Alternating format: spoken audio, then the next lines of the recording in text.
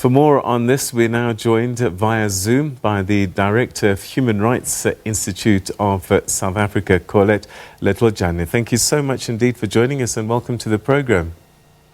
Good evening, Peter. Thanks for having us. The family of Steve Biko has taken it upon itself to seek justice for his death. That surely can't be right, that they have to take this action themselves.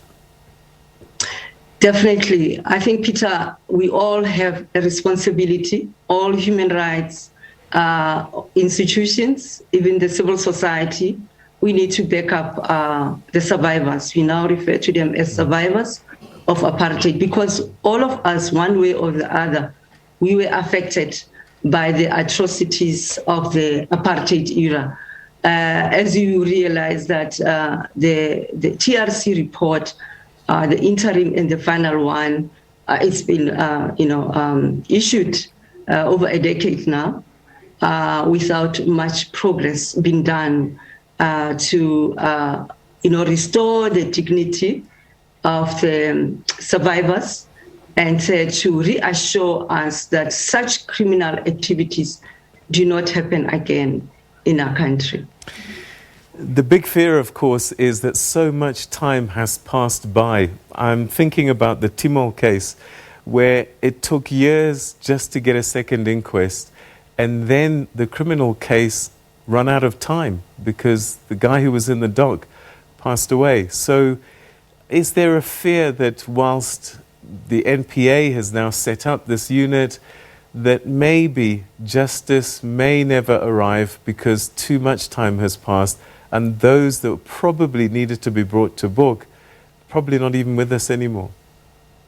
Probably not with us anymore, and information as well, confidential information. We cannot guarantee that those files or the archive information can be found, and also we have a problem with security, state security, the police officers that were involved actually in committing these crimes, having joined government. They are in the new government, they are familiar, they are aware where some of this confidential information is kept, and we don't know. But however, the fact that the government is coming back and is showing some commitment to conduct prosecutions, we need to back them up, because if this is one a matter that South Africa should ensure that we do not go wrong.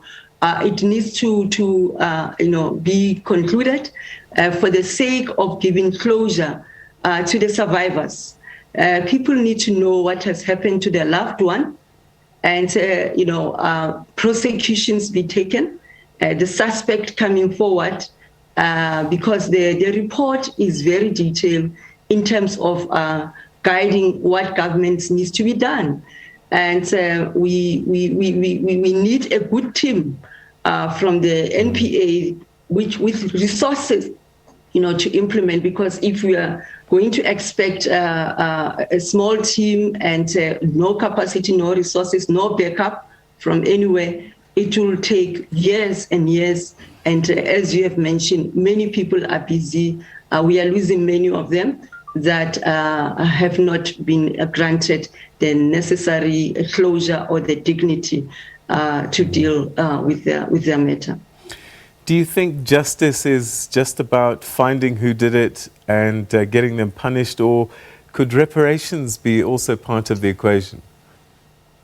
They should be, because these were some of the promises that were provided, that the survivors of these heinous crimes really need to be seen to be respected and to have proper closure.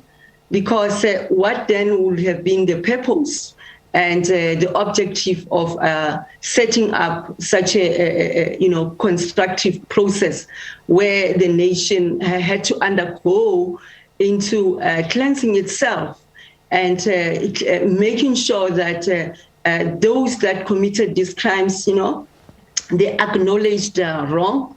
They really, take it upon themselves that, I have sinned and now I need to to make sure that I do not commit such crimes again, and nobody is going to tolerate something like this. It's something that we can also be proud of, because when the TRC was set up, it incorporated international law. So some of those elements that are enshrined in the whole process, took the human rights approach. And as you know, we have a constitution that is enshrining those rights. Now, we cannot have all these things only reflected in paper. People in South Africa, we all want to see, practical implementation. And definitely, we cannot avoid it. It is bound to come. Otherwise, if we don't deal with it, it will keep on haunting us, and future generations suffering and having to bear the brunt of being responsible for addressing it. We know that it is not the ANC that, as the ruling party, that committed these crimes against humanity, but it is the government of apartheid. The leading party has got a very important role to fulfill this commitment, because they were also victims, or they are the survivors. And all of us, we need to continue lobbying and advocating and providing assistance. If there's information missing, the Department of Justice, it has got this TRC unit in it. Open up doors and have transparency, and reassure us of the commitment and respect of the human dignity of the citizens.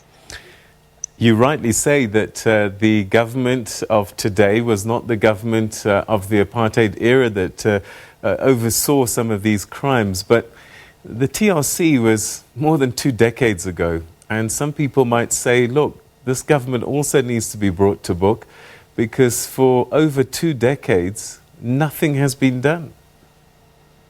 Yeah, this is what we've been saying, that, people are wounded, and they have not felt respected in terms of, getting redress of their past. Over 20 years of these matter not properly being attended to. Yes, we can always hold the government of today accountable that you are complicit, or you are not doing enough to prosecute. But then we have different leaderships that have been playing important role in a new democracy. We need to reflect what happened during the Mandela era versus the era of former President Thabo Mbeki, and then of the former President Jacob Zuma. And then now we have this government under the leadership of President Cyril Ramaphosa.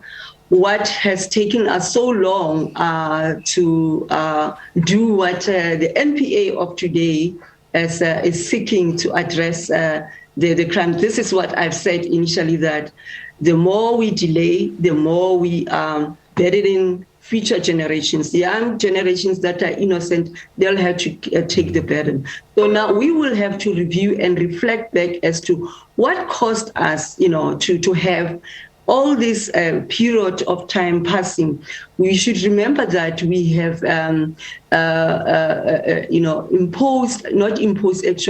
we have inspired other nations like the Liberia, the DRC, the Gambia, and Sierra Leone to set up the special courts. They have been able to complete their process.